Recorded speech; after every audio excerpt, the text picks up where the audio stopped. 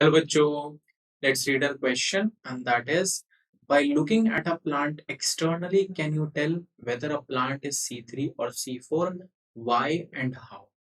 अब हमसे यहाँ पे ये पूछा जा रहा है कि भाई हम क्या ये बता सकते हैं एक्सटर्नली यानी सिर्फ प्लांट को देखकर कि वो C3 है कि C4 है।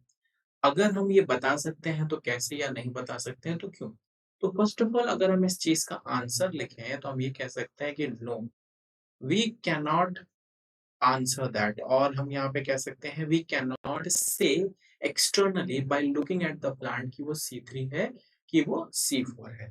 सो हमारा आंसर क्या हो जाएगा we can not just by looking answer we can not just by looking से whether the plant is whether the plant is C3 or C4। अब इसके पीछे रीजन क्या है भाई हम क्यों ऐसा नहीं कर सकते। तो देखिए इसमें हमें ये ध्यान रखना कि भाई हमने C3 और C4 नाम ही क्यों रखे।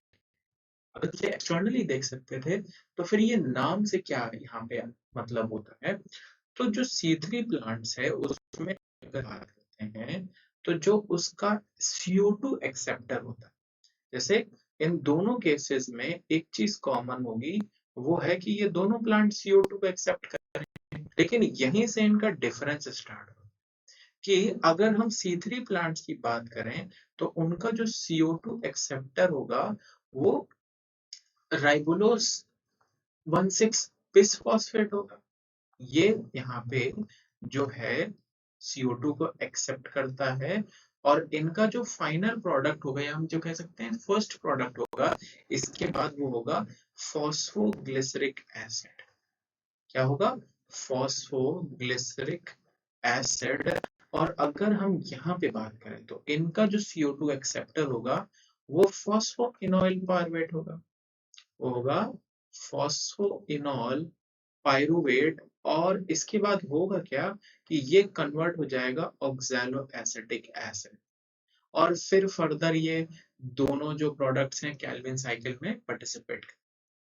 अब यहीं से ही डिफरेंस क्रिएट होता है कि ये प्रोडक्ट जो है ये C3 यानी 3 कार्बन का प्रोडक्ट है जबकि ये प्रोडक्ट जो है ये 4 कार्बन का प्रोडक्ट है। और इसीलिए हमने यहाँ पे जो नाम रखे हैं वो क्या किए हैं C3 और C4 यानी हमारे पास जो प्रोडक्ट है फॉस्फोग्लिसरिक एसिड उसकी वजह से C3 प्लांट और जो ऑक्सैलिक एसिड है ऑक्सैलो एसिटिक एसिड है बेसिकली उसकी वजह से C4 प्लांट 4 कार्बन का बना। तो ये रीजन है और ये चीज हम इंटरनली देखे बिना तो बता ही नहीं सकते। इसीलिए सिर्फ एक्सटर्नली देखकर हम किसी प्लांट को नहीं कह सकते कि वो C3 है कि C4 है। हमें इंटरनली उसको देखना पड़ेगा। हमें पता करना पड़ेगा कि प्रोडक्ट्स क्या हैं। इसके अलावा एक बहुत इंपॉर्टेंट टर्म होता है जो कि हम कह सकते हैं कि C4 प्लांट्स में हमें मिलता है जिसे हम कहते हैं क्रांज एनोड। ये एक बहुत कॉमन फीचर होता है जो कि C4 plants में present. So I hope this will help you. Thank you.